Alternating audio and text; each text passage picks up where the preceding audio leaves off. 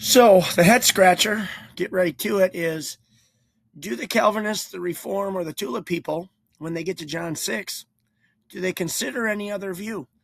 Do they consider that what else could be going on, since they believe that before time began, God decreed that many people would be unable to believe the gospel and they would hate it and reject it. And so when they get to John 6 and the big crowd of 5,000 following Jesus around, but they reject the truth, the bottom line for the Calvinist Reformed TULIP person, unless I'm wrong, someone can tell me I'm wrong, is that they were born unable. God probably is reprobating most of that crowd. This certainly wasn't their time to be regenerated, or they didn't come because they were regenerated to believe. So here's the question, or here's some other things that I'm wondering if are ever considered.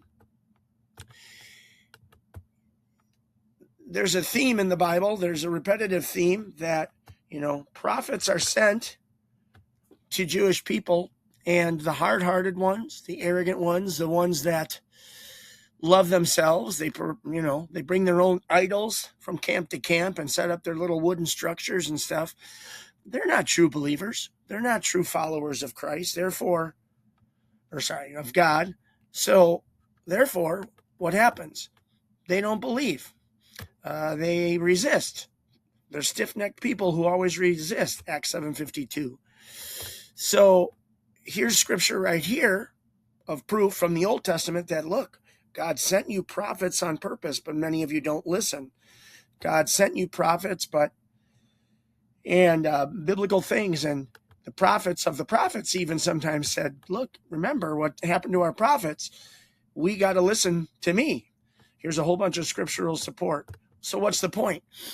Could it just be possible during John 6 that Jesus at least was like another prophet, that the people were hard-hearted and they were rejecting, not because they were born that way, not because they were unable from birth, but just because that could be.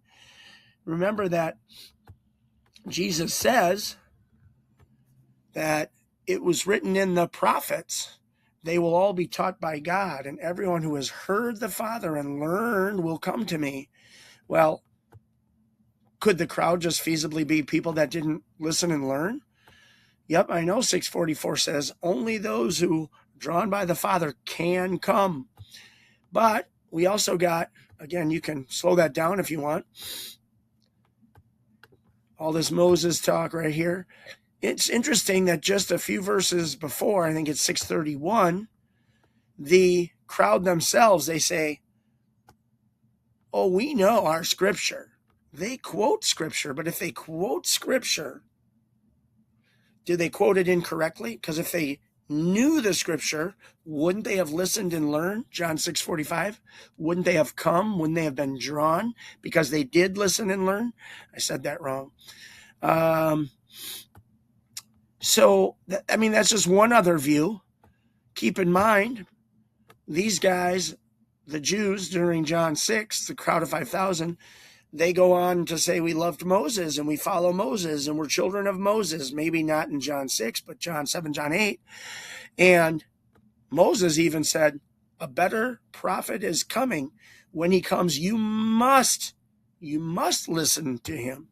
They certainly, in John 6, didn't receive the word like they did in John 4 and the Samaritan woman and the Samaritan town. I forgot the name of it.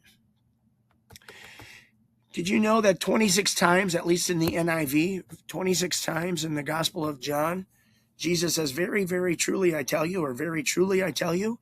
I think that's compelling. I think when Jesus says that, we certainly should open our eyes.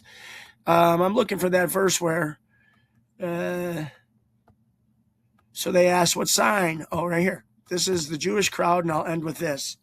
As it is written, he gave them bread from heaven. Why is that important? Well, first of all, they knew scripture. Then Jesus corrects them. Moses didn't give you bread. It was God, the one you're supposed to have faith in, the one you're supposed to trust, the one that when he sends you words from heaven, that they have purpose. He doesn't send words without purpose. You're supposed to obey them, obedience them, love them, have faith in them, trust them, follow them. If you do, all will go well with you. Read Hebrews 3, Hebrews 4. So they knew the scriptures good enough to steal the pieces they liked, but they certainly didn't understand them or dwell on them or believe them or obey them. Why? Because John 6:45 says, from Jesus' mouth, that if that was the case, then you would have come to me. Earlier than that, I would not cast you out. Okay, just another point of view from John 6. Have you considered it?